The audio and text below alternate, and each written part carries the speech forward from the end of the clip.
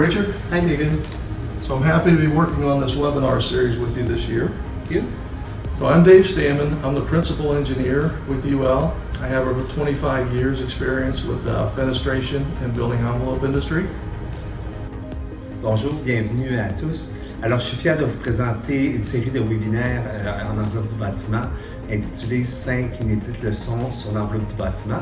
Mon nom est Richard Tramp, je suis architecte depuis 25 ans, consultant en enveloppe du bâtiment et responsable du transfert des connaissances en sciences du bâtiment chez UL. Alors, ce qu'on va vous présenter finalement, c'est une série de 5 webinaires dont on voit ici le portrait général, qui suivent 4 axes principaux que sont le comprendre, le connaître, intégrer puis performer. Les premiers webinaires se concentrent sur le comprendre. On va commencer avec une première tranche qui va comprendre la question de tout ce qui est de l'environnement, le climat, les exigences rattachées à l'enveloppe du bâtiment, pour ensuite se diriger vers les principes physiques. Donc, on va vraiment s'attarder sur les principes qui se rattachent à l'enveloppe du bâtiment à travers ce qui était fait et à travers ce qui se fait et ce qui va se faire aussi. Ensuite, dans le connaître, on va se concentrer au niveau du troisième webinaire sur les plans d'étanchéité, l'enveloppe, les codes, les normes, les différentes procédures d'essai, et évidemment aussi les outils d'évaluation de l'enveloppe du bâtiment.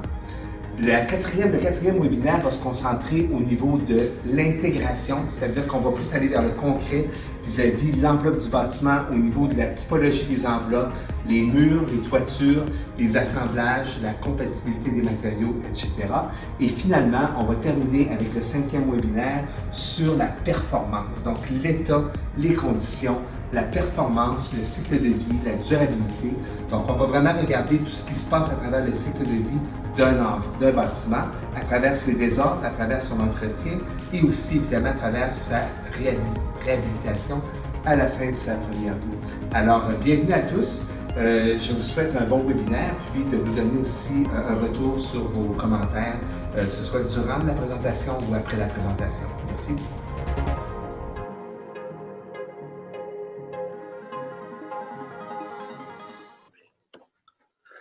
Donc, c'est avec grand plaisir que j'anime encore aujourd'hui, en compagnie de Madeleine, cette formation UL portant sur l'enveloppe du bâtiment.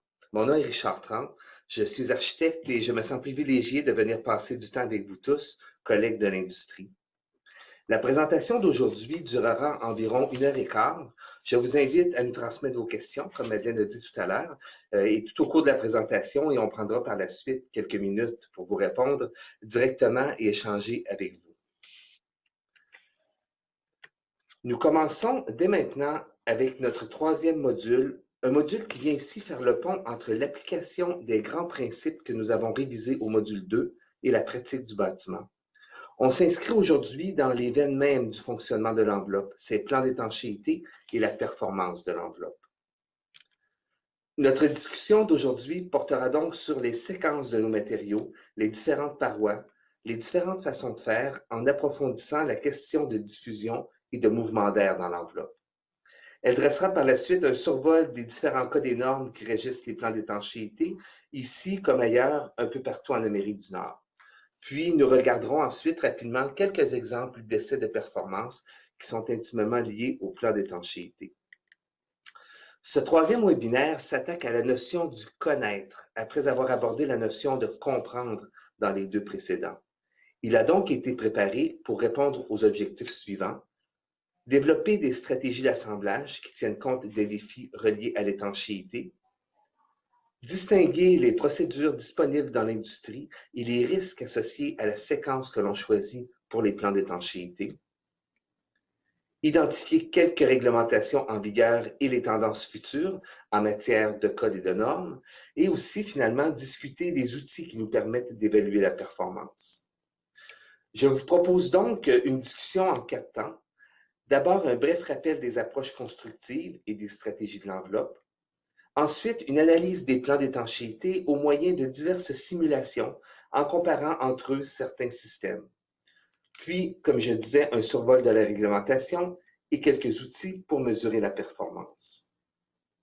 Allons-y donc pour un premier regard sur les approches constructives. L'essentiel de nos façons de construire repose sur 3 approches bien distinctes.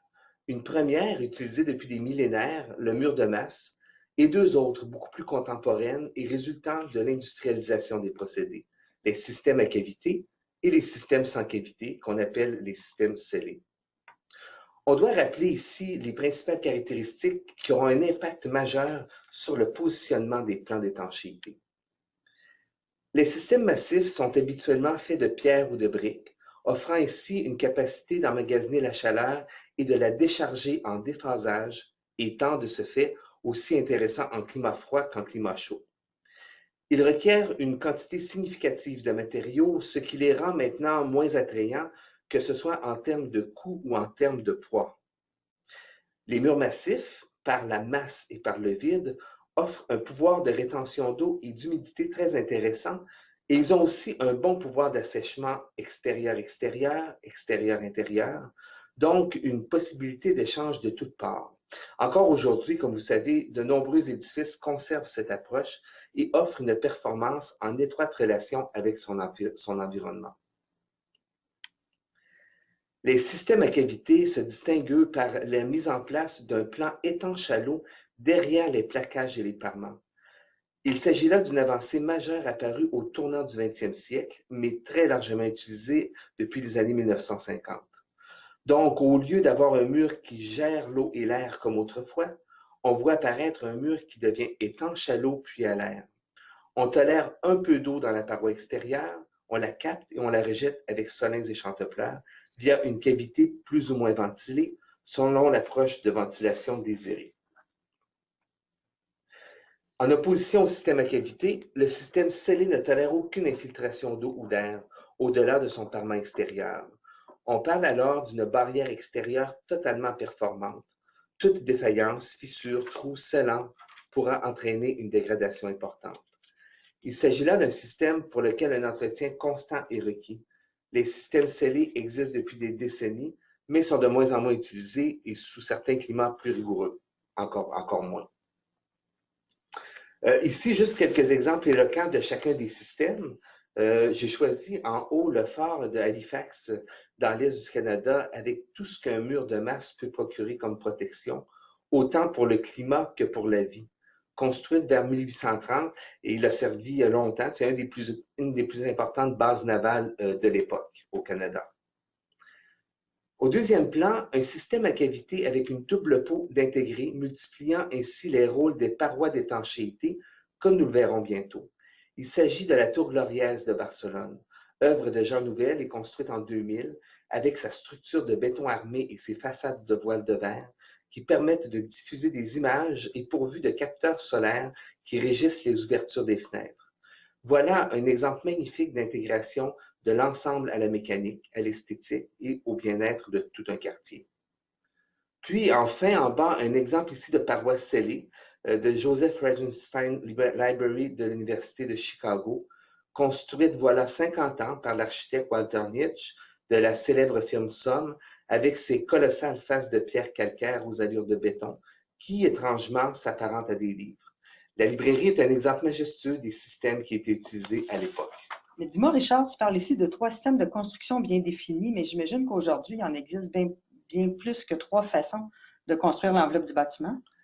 Effectivement, Madeleine, il y en a beaucoup plus, mais ils suivent sensiblement les mêmes approches fondamentales, la cavité ou l'absence de cavité.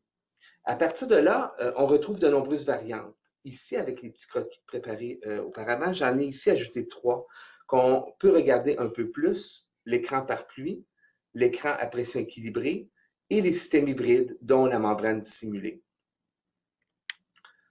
Fondamentalement, on se rappelle que l'écran par pluie est un mur à cavité, mais dont le fond sera étanche à l'eau, et traditionnellement à l'air aussi, car on se servira du même matériau pour les deux rôles.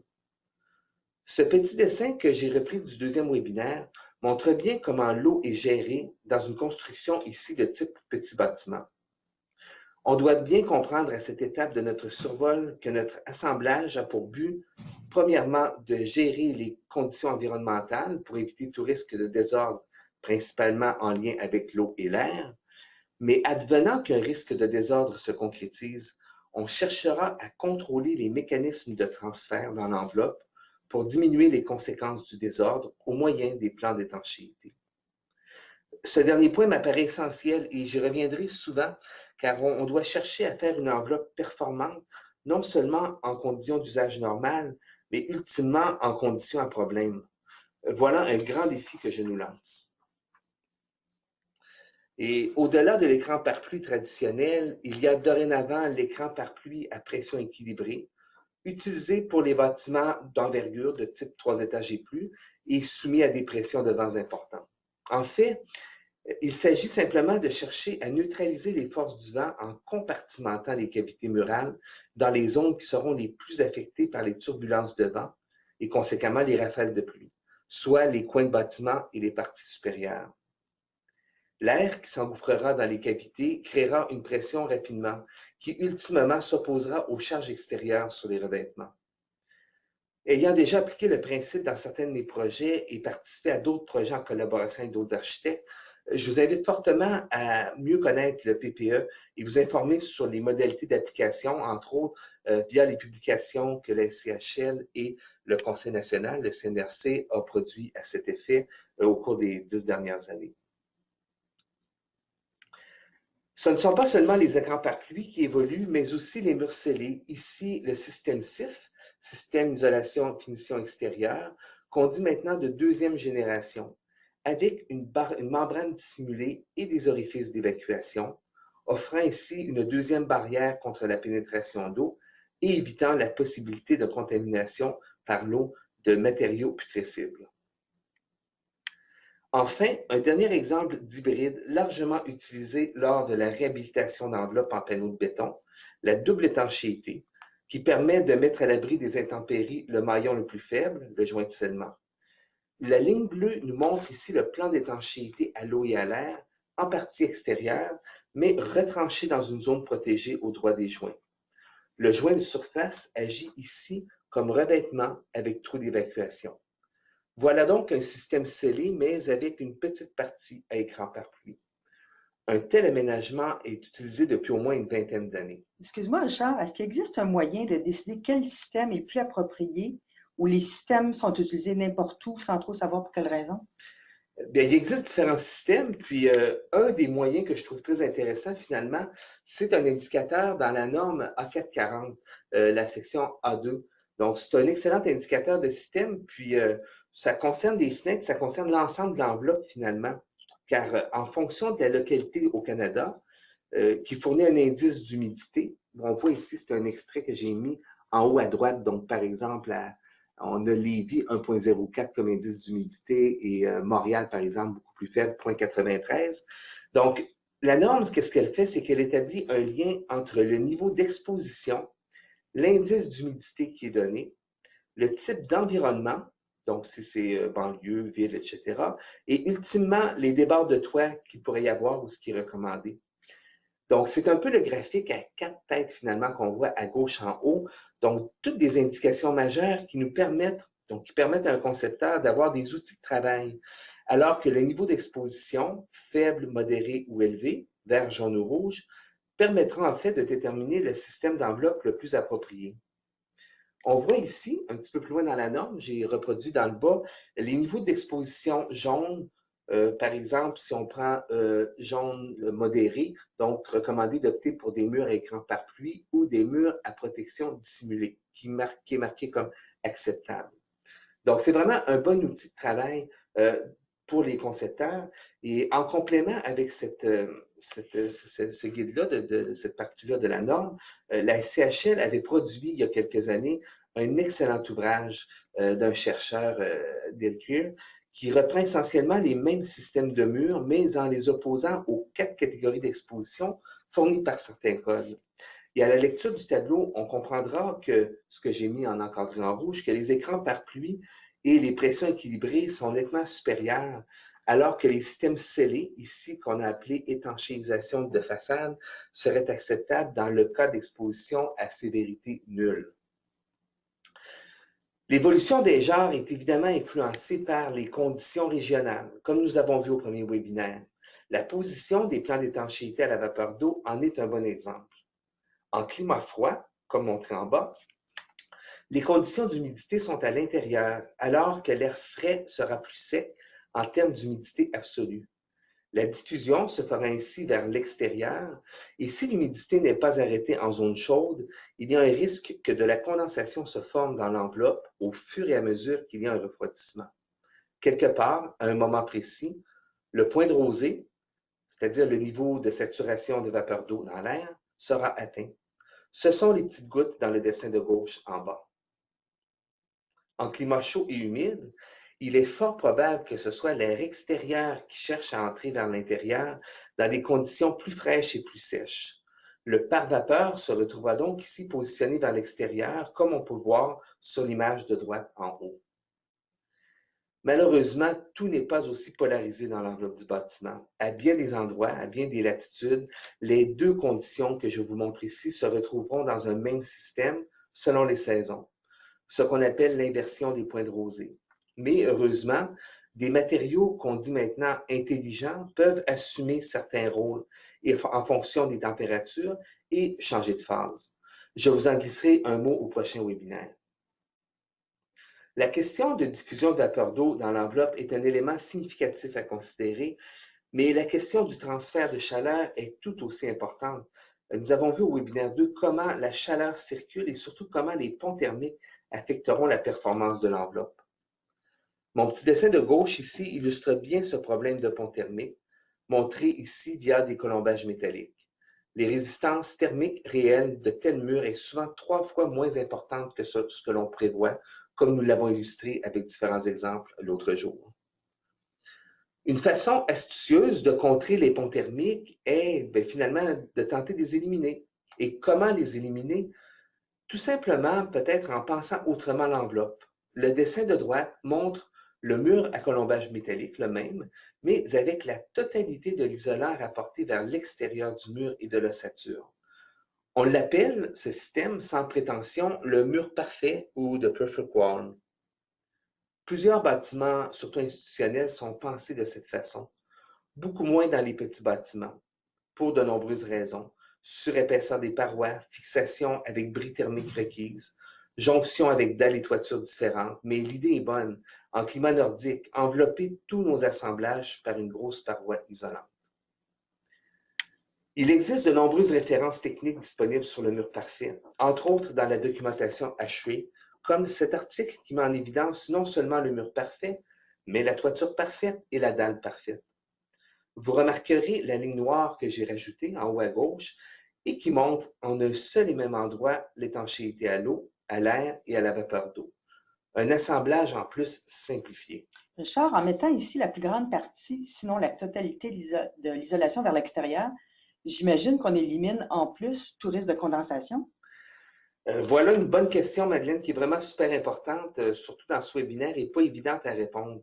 J'ai envie de vous la demander à vous tous.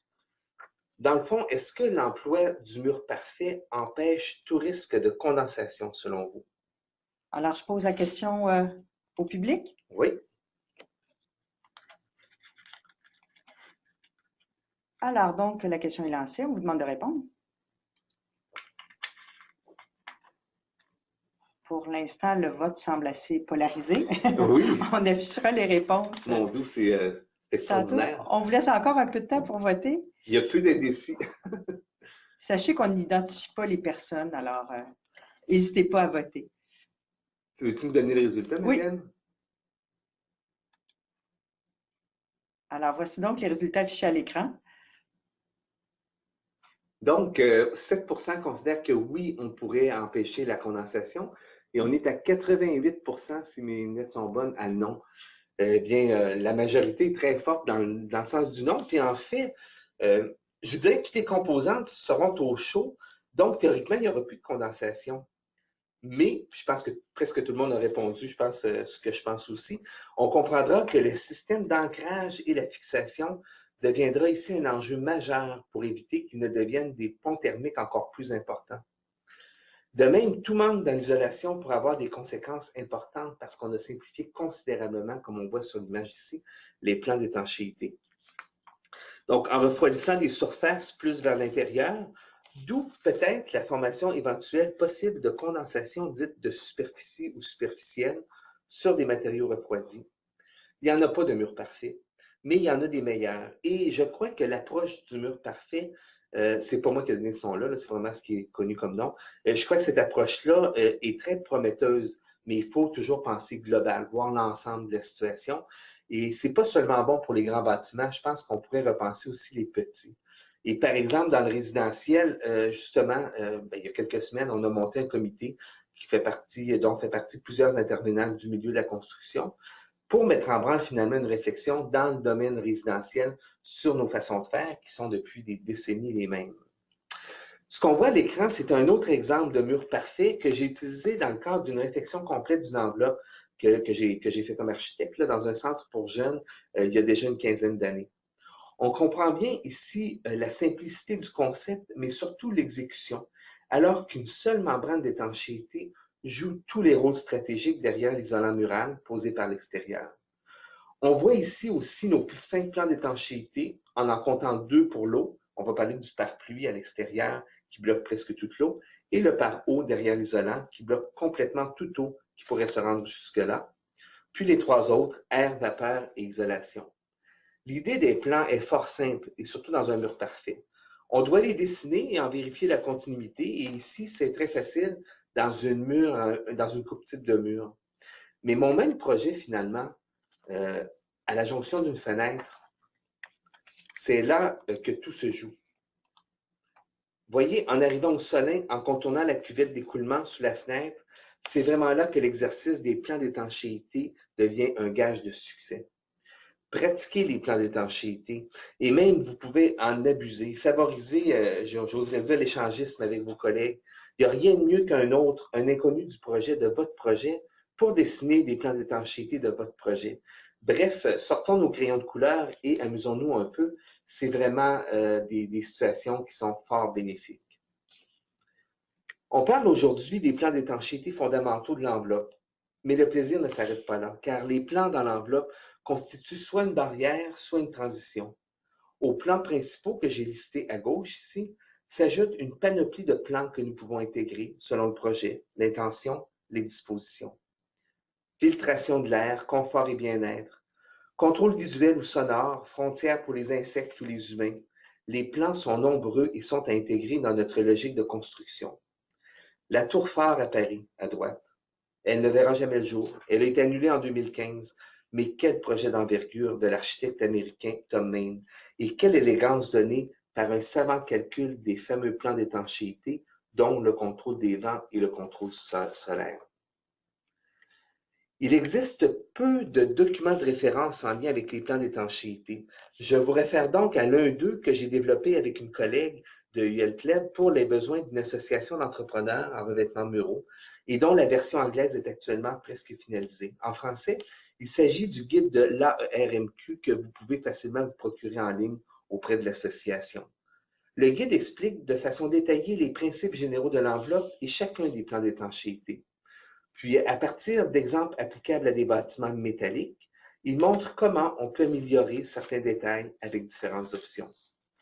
Le guide n'est aucunement un catalogue de détails. Il est spécifique au domaine du bâtiment métallique, mais il peut constituer une référence pour mieux comprendre les plans d'étanchéité.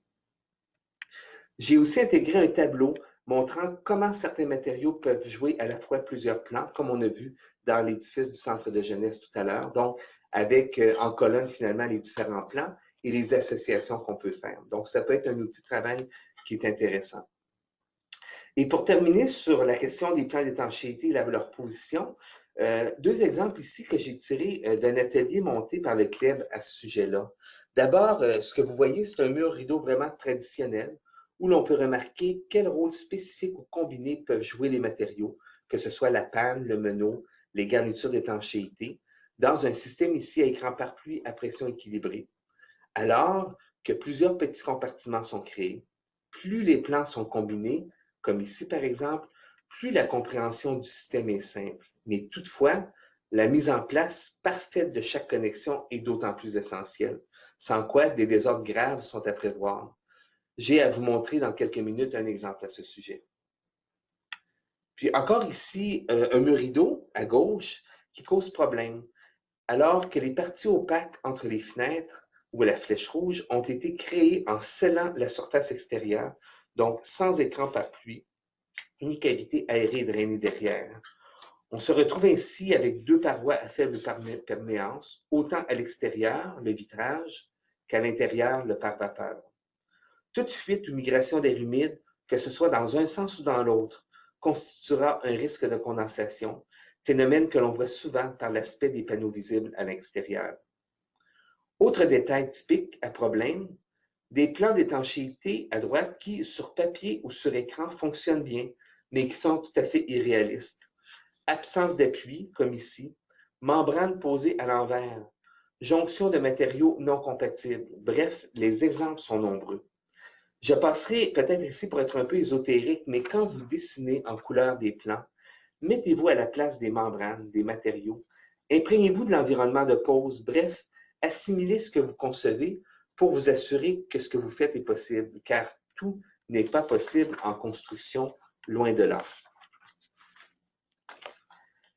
La force d'un assemblage, c'est bien sûr de s'adapter à son milieu environnant, mais aussi de survivre aux accidents, un élément que je trouve essentiel.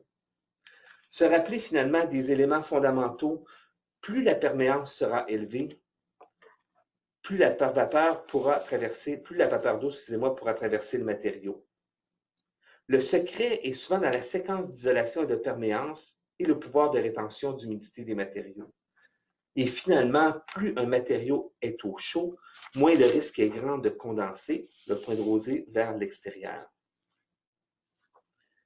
Le CNRC avait développé un petit schéma illustrant ces localisations possibles de matériaux à faible perméance et limiter finalement les parois ou le transfert dans les enveloppes.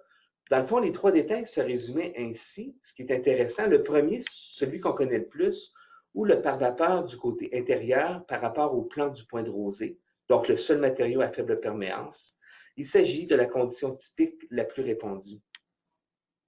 Deuxièmement, le matériau à faible perméance à l'extérieur de la cavité murale drainée et ventilée, donc sans aucune incidence, comme par exemple un parement métallique, un revêtement extérieur qui est étanche à l'eau et à la vapeur d'eau, mais avec un espace drainé derrière, puis avec du côté intérieur toujours le pare-vapeur. Et enfin, le troisième, le matériau à faible perméance dans l'assemblage, mais recouvert à l'extérieur par un matériau isolant supplémentaire avec aussi un pare-vapeur intérieur. Ce type d'assemblage requiert des calculs afin d'éviter que le point de rosée se retrouve entre les deux plans à faible perméance. C'est justement ce que nous allons regarder maintenant, Richard, car je crois que cette question de transfert d'humidité ou de mouvement d'air humide dans la séquence de nos plans d'étanchéité est essentielle. Ai-je raison de penser que nos enveloppes devraient être pensées pour éviter de telles situations? Absolument, Madeleine. Puis ces différentes méthodes-là de calcul, oui, sont possibles.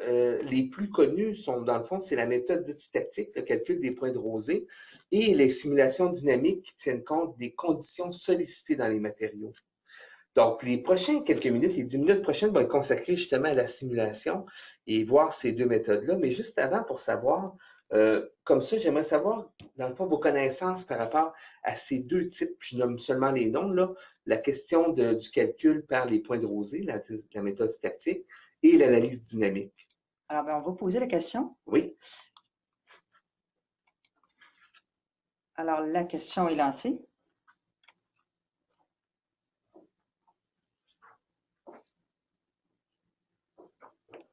Ah, cette fois-ci, le vote est plus partagé. Oui, on les retrouve. C'est comme un match de hockey. Donc, on a les premières et les quatrièmes qui prennent l'avance, là. Je pense qu'on a pas mal tout le monde. Alors, je vais donc fermer le vote. Alors, je vais vous afficher les résultats à l'écran. Alors, on voit manifestement que la méthode des points de rosée, et on va en parler, celle qu'on a appris à l'école, c'est celle qui est la plus connue avec 58 56 Et l'autre partie, l'autre tranche, donc un 40 personnes qui ne connaissent pas nécessairement ces deux méthodes. Donc, je pense que ça va être intéressant, ça justifie d'en parler. Et la simulation dynamique, qui est peu connue ici, selon le sondage, je vais vous en faire part aussi. Vous montrer un petit peu jusqu'où on peut aller aujourd'hui dans le calcul finalement de nos plans d'étanchéité. Alors, allons-y. Commençons d'abord par décrire la méthode du point de rosée. que l'on voit ici sous forme de table de calcul à la main, comme plusieurs d'entre nous l'avons appris. Donc, c'est vraiment des tables que j'ai repris de mes années d'école. Il s'agit d'une méthode très simple d'analyse, peu de données nécessaires, interprétation facile, mais parfois aussi trop déconnectée du contexte, comme on va voir. Pour le besoin de l'exemple, que nous nous servirons d'ailleurs aussi dans le 5e webinaire, parce qu'on va revenir sur la question des plans, qui va porter la partie sur la réhabilitation, j'ai donc choisi un mur simple, le plus simple possible, un mur massif, avec l'idée d'isoler par l'intérieur et de savoir s'il y a une possibilité de condensation par diffusion et ou dans l'ensemble. On va regarder d'abord comment fonctionne la méthode pour voir par la suite le résultat. Il m'apparaît essentiel que l'on regarde essentiellement, c'est ça, comment ça fonctionne, considérant qu'elle est largement utilisée, comme on a vu, par près de 60%. Premièrement, la méthode tient compte, on doit s'en souvenir, des conditions d'hiver, des conditions de calcul, donc les températures de design 1%, 2,5%, comme par exemple ici, Québec, moins 25 degrés Celsius, des conditions très strictes et considérées ici comme si c'était une condition permanente sans tenir compte de la durée, une chose à se souvenir. On comprend qu'on analysera ici un état à un moment donné fixé sans après. Donc, c'est comme une photographie qu'on prend où il ferait toujours finalement moins 25. L'évaluation avec les données de design amène donc souvent un résultat plus sévère que les conditions réelles appréhendées. De plus, la méthode unique de pointe rosée permet d'identifier les risques reliés à la diffusion de vapeur d'eau dans un temps fixe, souvent le pire, sans tenir compte des conditions climatiques avant et de ce qui va suivre après. Deuxième point, ma grosse flèche, la source d'humidité dans ce calcul-là, celui qu'on fait, est à sens unique, toujours de l'intérieur vers l'extérieur, sans tenir compte de la source extérieure, pourtant fondamentale si l'on voulait faire une analyse globale. Troisième point, la méthode ne tient pas compte de toutes les propriétés hygroscopiques des matériaux, dont la capacité d'un matériau à absorber ou retenir de l'humidité sans modifier sa composition ou sa tenue. Les matériaux sont considérés ici comme étant uniformes, isolés les uns des autres. Quatrièmement, la méthode ne tient pas compte de la dispersion de l'humidité après un épisode de condensation. Elle ne peut pas montrer où et dans quel sens se fera l'assèchement. Nous obtenons un point fixe probable de condensation, le gros point rouge, sans avoir les outils pour comprendre ce qui se passera réellement en fait. Et cinquièmement, l'analyse ne tient pas compte des conséquences des changements d'air, des fuites d'air et des risques d'entrée d'eau. Seuls les différentiels de pression de vapeur d'eau sont considérés. Revenons sur notre analyse maintenant. L'idée est simple, c'est de monter un tableau de pression de vapeur d'eau à chaque tranche de matériaux qui tient compte de quelques propriétés des matériaux, des humidités et des températures.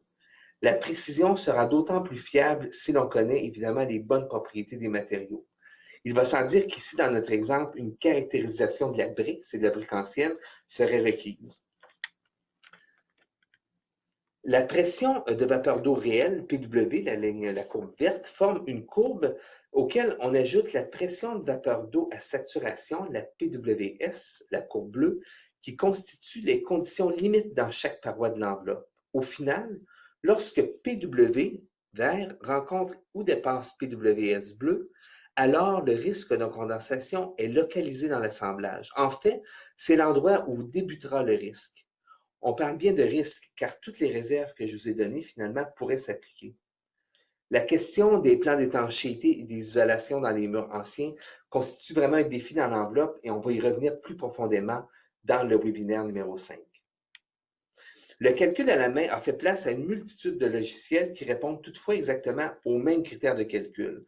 J'ai pris ici un détail type qui s'est construit durant des décennies dans les climats froids, dans des décennies au Québec, mais qui ne se construit plus à cause des nouvelles réglementations. Donc, c'est-à-dire montant de bois 2/6 avec isolant d'intégrer à l'intérieur des montants de bois. Donc, quelque chose de très simple. Avec, finalement, ça se caractérise par un taux de perméance élevé du côté extérieur. Donc, on regarde, j'ai un carton fibre comme panneau de support de revêtement intermédiaire et un par vapeur intérieur avec un par air extérieur. Donc, ce que de plus, finalement, élémentaire comme type de construction. L'idée ici, avec ce petit détail-là, est de vérifier exactement comme notre premier exemple, où pourrait se situer le risque de condensation par diffusion. Il se situe ici au point rouge, dans le panneau intermédiaire, juste derrière la cavité murale extérieure. Et pour diminuer les risques de dommages, ce qu'on fait dans notre travail, lorsqu'on travaille avec le point de rosée, cette méthode-là, notre défi, dans le fond, c'est de modifier la composition pour déplacer le point de rosée vers l'extérieur en jouant avec la position des plans d'étanchéité et leur perméance. On comprend ici que l'ajout d'un isolant plus vers l'extérieur pourrait évidemment permettre aussi d'atteindre cet objectif, en plus d'isoler tous les ponts thermiques créés par des montants de bois. La méthode des points de rosée donne souvent le pire scénario à envisager, mais elle est malgré tout un bon outil d'analyse et permet de positionner nos zones à risque de condensation et jouer avec nos plans d'étanchéité. En complément à l'étude des points de rosée, la méthode dynamique nous permet de son côté de comprendre la performance de façon plus globale. Imaginons d'abord un mur type avec cette fois-ci une isolation extérieure pour couper tous les ponts thermiques créés par les montants métalliques. Donc, on le voit sur le petit détail qui est en haut. La simulation dynamique, en fait, ce sont des milliers de lectures de température, d'humidité à tout moment à travers l'enveloppe afin d'en dégager une vision globale dans le temps avec une notion de durée, donc de performance, et non seulement une notion d'état à un moment donné, comme dans la méthode précédente. Il s'agit d'une méthode plus complexe d'analyse, faite en partie avec un logiciel, c'est le logiciel Woofy que mon collègue prend pour faire, Charles Beaulé, mon collègue fait des simulations avec ce logiciel. Et évidemment, des méthodes qui sont développées individuellement, mais souvent à partir des données puis des procédures hachées. Et donc, ça demande une interprétation puis une intégration de plusieurs phénomènes qui interagissent en combinaison. Mais on comprend ici que les conditions cumulatives sur de longues périodes de temps nous permettent de suivre l'évolution de l'enveloppe et son comportement. Donc, c'est vraiment différent. La méthode, je reviens juste ici, la méthode tient compte des propriétés hygroscopiques des matériaux, c'est-à-dire tout ce qui régit la condensation, mais elle permet de comprendre comment l'humidité va se disperser dans le mur aussi. La méthode tient compte évidemment des conditions extérieures et intérieures, variables dans le temps, selon les données qu'on rentre, les données d'Environnement Canada. Pour pouvoir obtenir toutes ces données, regardez le dessin en bas qui représente ma composition de mur, puis imaginez des petites caméras et des capteurs entre chaque matériau, avec en plus la possibilité de mettre où l'on veut des sources de chaleur, des sources d'humidité et même des mouvements d'air. Donc, mon collègue Charles, ingénieur au CLEB, a développé pour les webinaires différentes simulations pour comprendre les impacts de la position des plans d'étanchéité dans les assemblages. Nous allons maintenant, uniquement aujourd'hui, comparer les analyses pour les murs standards M1, mais avec les deux méthodes de calcul, alors qu'on poursuivra avec ce même tableau finalement au webinaire 4, les analyses en fonction avec l'ordonnance des matériaux. Toujours notre même mur, donc, celui avec notre isolant extérieur qui réduit cette fois-ci les ponts thermiques. Donc, regardons, c'est un dessin que j'ai monté, ça c'est la méthode des points les points de rosée. Juste pour se rappeler, on va travailler avec ce système-là pour les 5 prochaines minutes. Donc, plaquage de maçonnerie ici, espace d'air, membrane d'oléfine, donc étanchéité à l'air, panneau isolant de polystyrène, panneau de support intermédiaire ici de type bois composite à faible perméance, ce qui est un élément important, montant métallique, isolant, polyéthylène, cavité et panneau de gypse intérieur. On va regarder d'abord la température, la courbe rouge, avec, comme on voit, une partie significative de baisse de température divisée entre les deux parois isolantes, ce qui est normal. Ces parois étant séparées par un panneau de support intermédiaire de faible perméance, comme on a dit. Ainsi, quand on regarde la ligne verte qui indique la différence de pression de vapeur d'eau, on voit bien deux zones de chute de pression de vapeur d'eau, soit le pare-vapeur, soit le panneau intermédiaire. Le risque de condensation ici, sur la face interne du panneau intermédiaire, putrescible et assez imperméable pour éventuellement limiter l'assèchement, il est là. Il est là avec la méthode des points de rosée. On comprend bien ici ce risque associé au type d'assemblage. Mais une question, comment se fait-il que tous les assemblages de ce type qui ont été faits ne sont-ils pas tous pourris lorsqu'on regarde avec la méthode des points de rosée le grand risque? Bien, c'est ce qu'on va regarder finalement en regardant avec la méthode dynamique. Je reprends les mêmes dessins. J'ai dessiné seulement les courbes pour faciliter l'exercice. Donc, on comprend finalement que la viewpoint, la méthode des points de rosée, ne tient pas compte du contexte global. Nos 100% d'humidité relative indiqués Donc, ici, je suis sur la méthode des points de rosée. Comme vous voyez, j'ai fait la courbe des humidités relatives pour les montrer. On a comme deux endroits là, de 100% de risque d'humidité relative. Donc, ils ne font que nous informer du taux maximal atteint, mais sans connaître comment les matériaux vont réagir, puis sans savoir le nombre d'occurrences, le nombre de fois que ça va se produire. Et de plus, comme on l'a dit déjà, la diffusion se voit à sens exclusif, donc de l'intérieur vers l'extérieur. La méthode dynamique, avec tous les moniteurs et simili-caméras, va nous fournir des informations beaucoup plus globales. On voit ici un petit graphique simple que j'ai redessiné, mais derrière cela, évidemment, je dois le dire, se cachent des pages de tableaux de calcul que mon collègue Charles a analysés. D'abord, on se souvient, diffusion à deux sens. Donc, l'assèchement peut se faire de l'extérieur vers l'intérieur et vice-versa. Ensuite, la courbe rouge de température, c'est exactement la même, vous voyez, que l'image précédente. Je ne dirais pas, c'était un petit peu avant. Donc, c'est ma même courbe de température. Puis enfin, ce que j'ai dessiné, c'est des courbes grises et noires. C'est là qu'on a toutes nos informations résumées dans deux petites courbes. La courbe noire, elle nous montre des moyennes d'humidité de 30 jours à partir de la construction sur une période ici qu'on a mis de 10 ans. On peut mettre 5 ans, 10 ans, 25 ans. Que ce soit en été ou en hiver. Donc, c'est un calcul global sur l'année. C'est pour ça qu'on voit un 60% à l'intérieur ici en humidité relative. Le 80% d'humidité relative ici, à l'endos du panneau intermédiaire, correspond à mon risque vu dans la méthode des points de rosée. Un 80% qui préoccupe, sachant qu'il s'agit là du seuil reconnu par HV de croissance fongique. La courbe grise, elle ne montre pas des moyennes, mais les pires conditions. Donc, les pires conditions en masquant les chiffres de la première année de construction. Pourquoi? Pour éviter finalement de contaminer finalement des pointes d'humidité majeures lorsque les matériaux sont plus humides, comme on sait lors de la construction. Donc, on laisse de côté les points d'humidité interne, mais le calcul de l'humidité de la première année est tout de même intégré. Donc, ici, la courbe grise nous rassure et nous montre et nous porte à penser que le risque du début, donc de 80%, dont les chiffres sont, c'est ça, s'estompent avec les années pour diminuer considérablement les risques de condensation. Et en plus de ce graphique, plein de données sont développées puis nous servent à apprécier les risques, comme vérifier les occurrences. Est-ce que ça va être une fois par année, une fois par 10 ans, ou ça arrive 10 fois par hiver qu'on a des conditions d'extrême humidité? Ou la saturation des pores de matériaux, comment vont s'assécher les matériaux? Comment va se transférer les matériaux d'un matériau à l'autre, les humidités, les cycles de gel-dégel, le tout dans un contexte d'implantation de bâtiments, orientation, vent, ensoleillement, etc. On peut aussi prévoir dans les simulations dynamiques, par exemple, l'impact de fuite d'air. Donc, une petite fuite d'air dans l'enveloppe, puis déceler rapidement que notre assemblage avec un panneau intermédiaire peu imperméable devient ici un assemblage à risque si j'ai un taux de fuite d'air alors que mon 100% va être atteint. Voilà un comparatif de nos deux dernières études avec ou sans fuite d'air.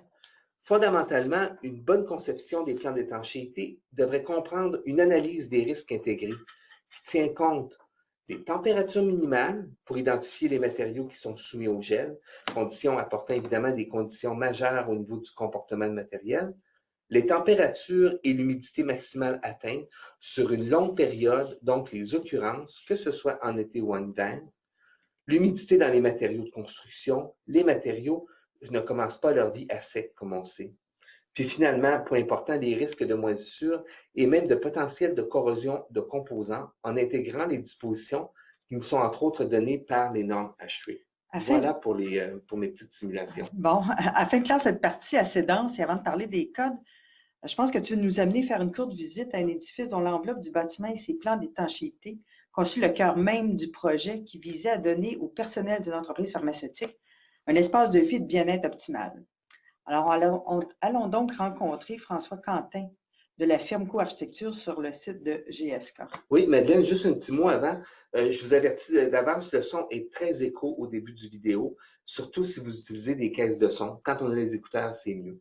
Alors voilà. OK, alors je vais lancer la vidéo.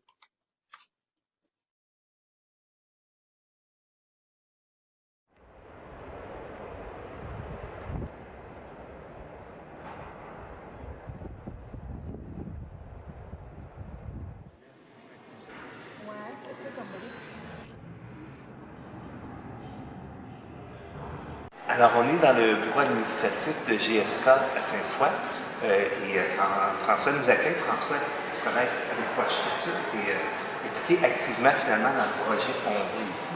Peux-tu m'expliquer, parce que c'est un projet qui est assez fascinant au niveau de l'enveloppe du bâtiment, des parois, peux-tu m'expliquer, grosso modo, au niveau de l'orientation, de l'implantation, comment vous êtes organisé pour maximiser l'implantation de l'édifice? Ici, en fait, l'implantation a été pensée toujours pour assurer le confort des occupants à l'intérieur. Donc, on avait le luxe ici de choisir, si on veut, l'orientation de notre bâtiment.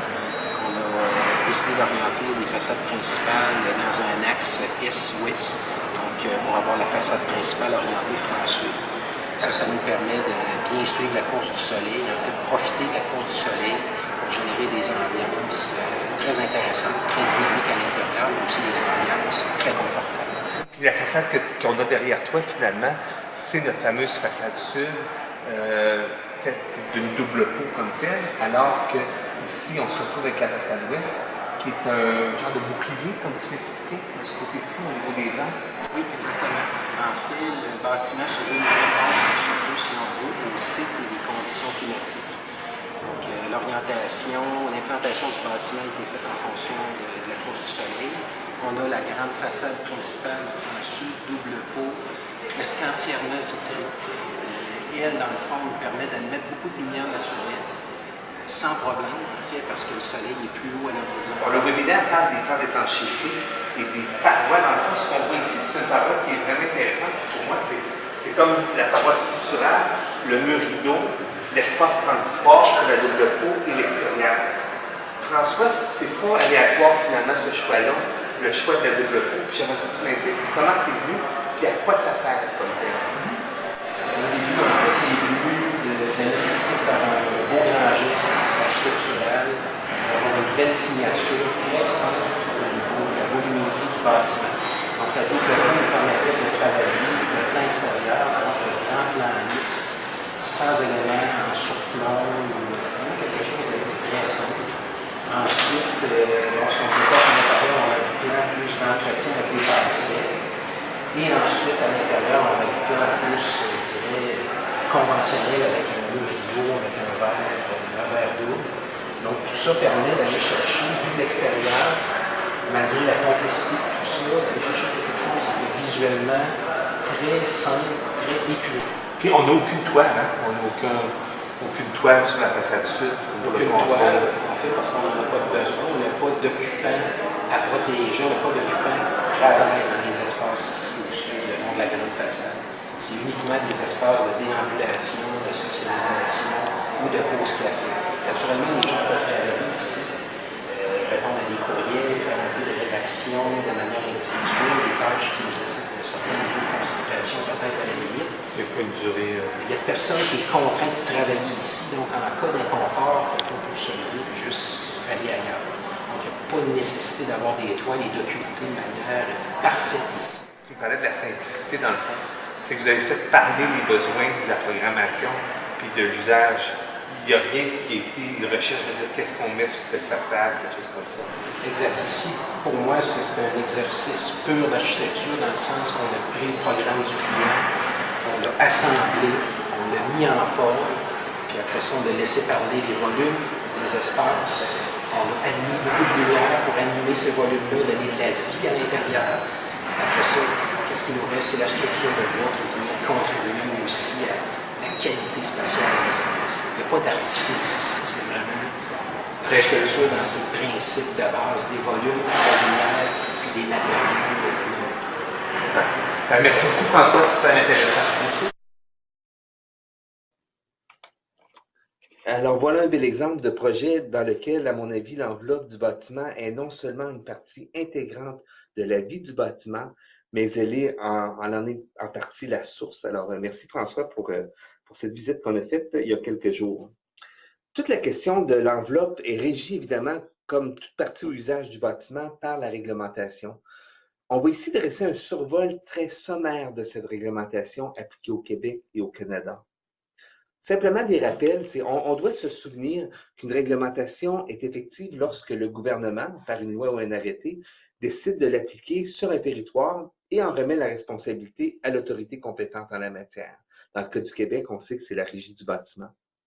Les codes établissent des exigences de performance pour répondre aux éléments suivants essentiels, c'est la sécurité, la santé, la protection incendie et l'accessibilité. Et évidemment, les trois premiers, ça concerne directement l'enveloppe du bâtiment.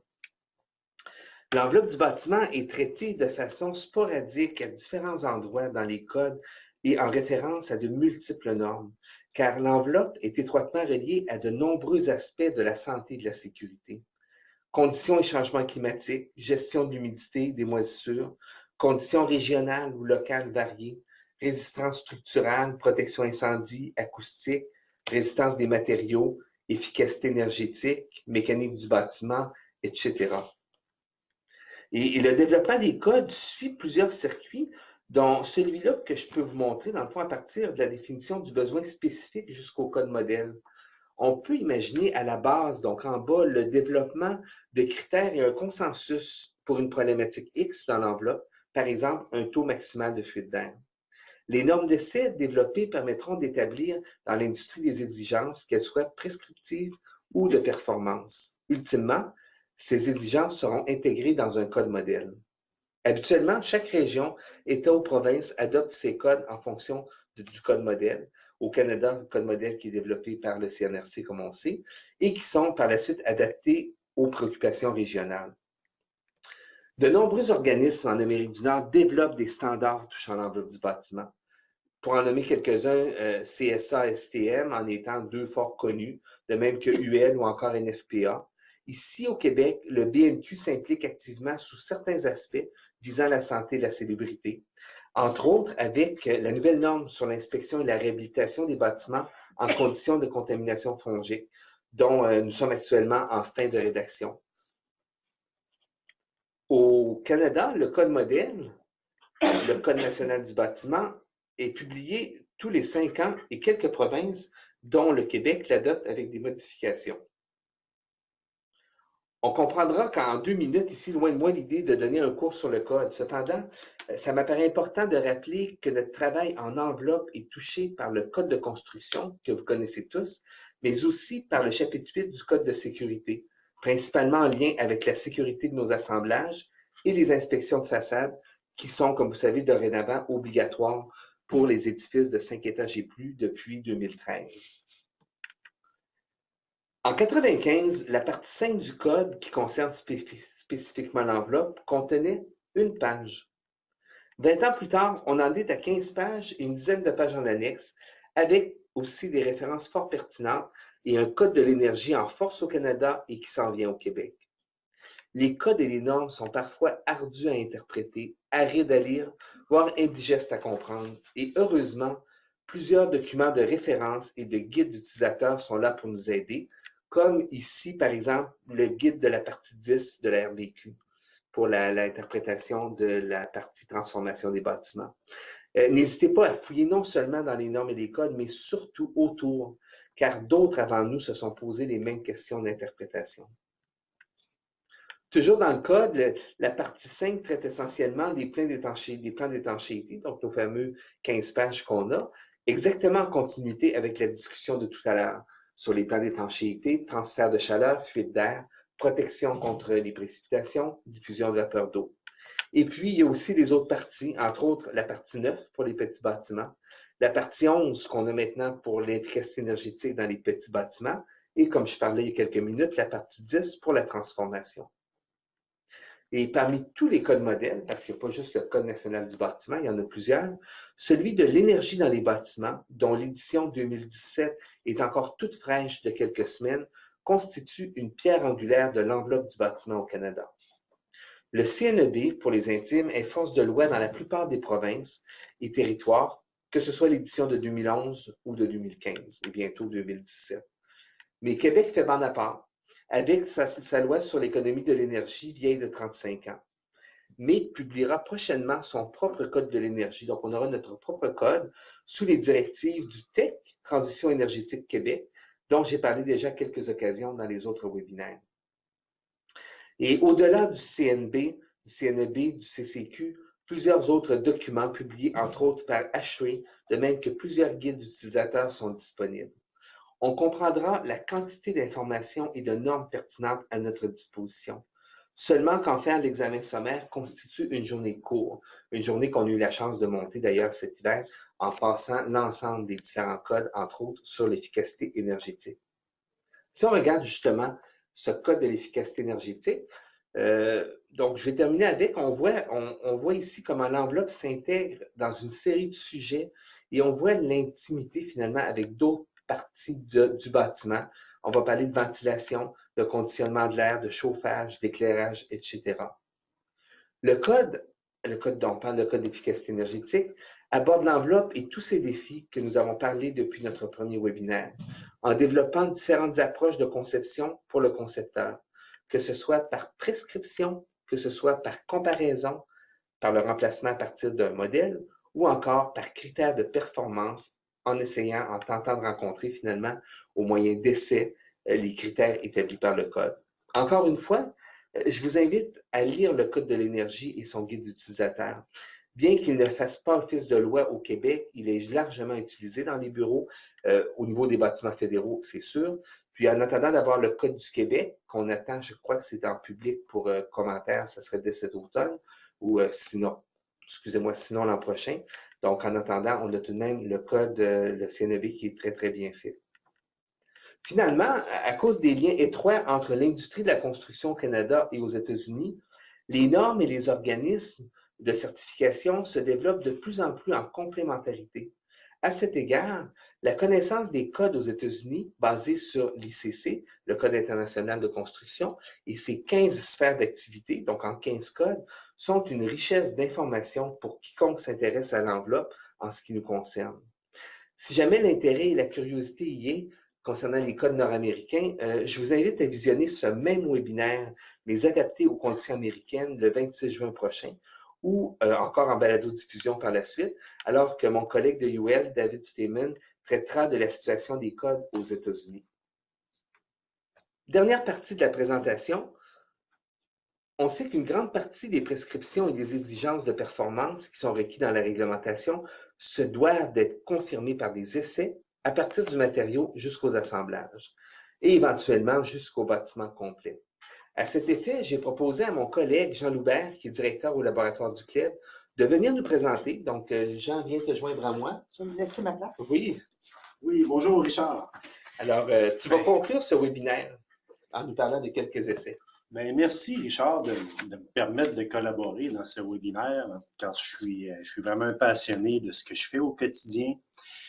Puis tu me donnes l'opportunité de le partager avec nos auditeurs. À cet effet, j'ai préparé un court montage vidéo pour mieux visualiser le contexte d'essai en laboratoire.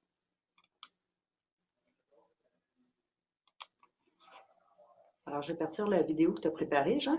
Si tu me laisses une seconde. Alors, voilà, tu pourras parler pendant la projection de la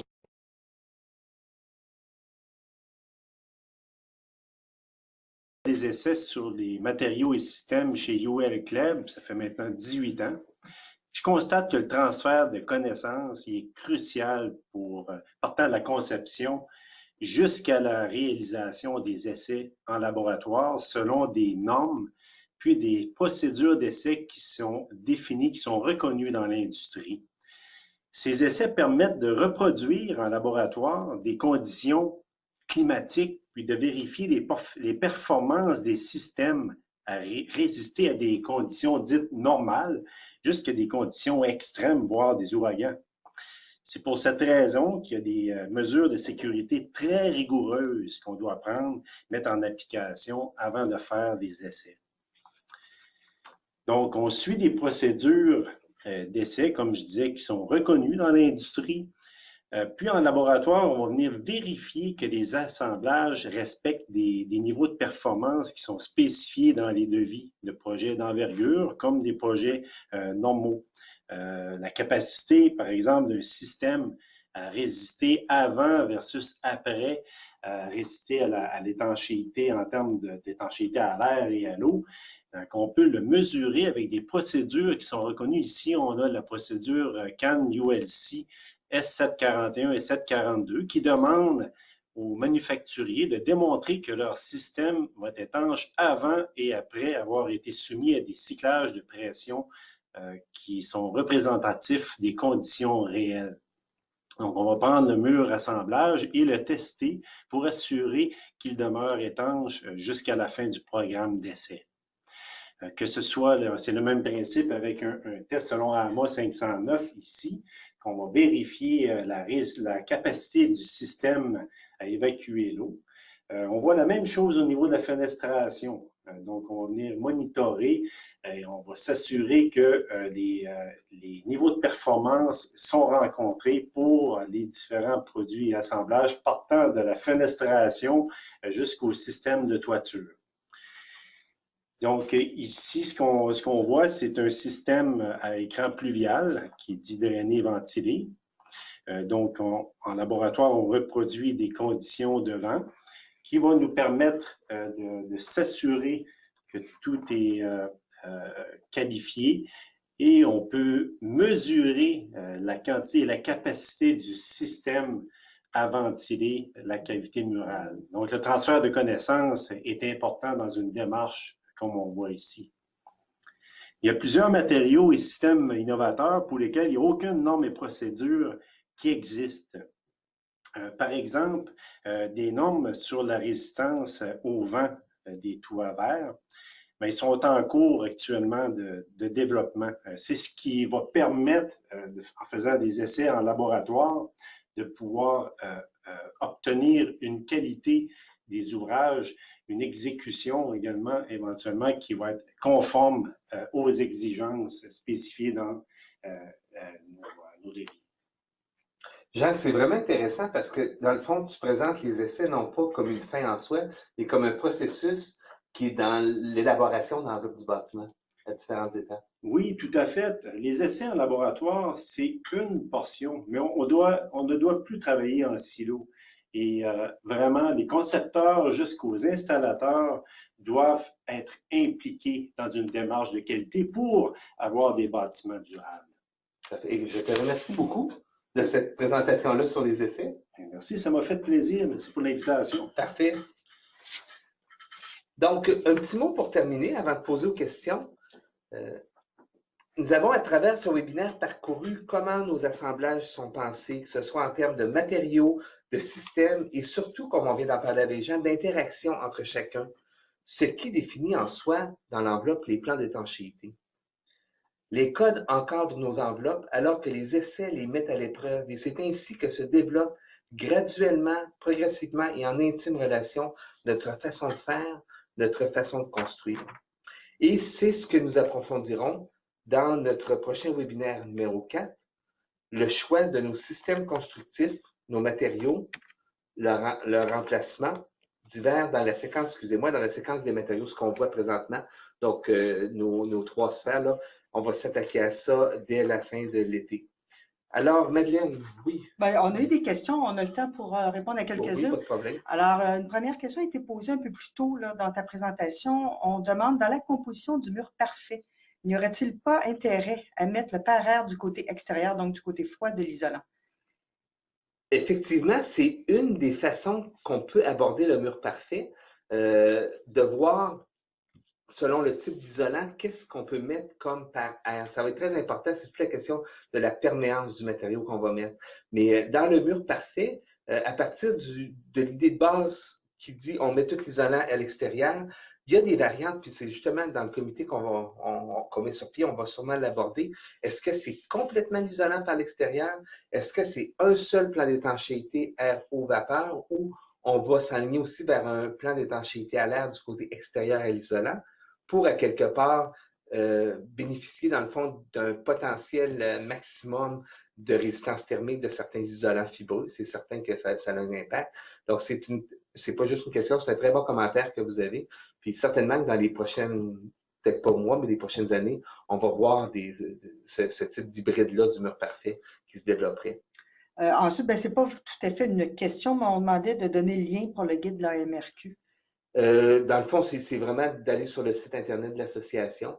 Donc, c'est un guide qu'on a fait il y a déjà 3 ou 4 ans. Puis, ça fait partie finalement des outils de travail là, de l'association. Ouais, je sais qu'il le distribue. Alors, si vous ne c'est voyez pas gratuit, là. directement sur le site, vous pouvez appeler à l'AMRQ. On demandait aussi, le logiciel de simulation s'appelait bien Woofy.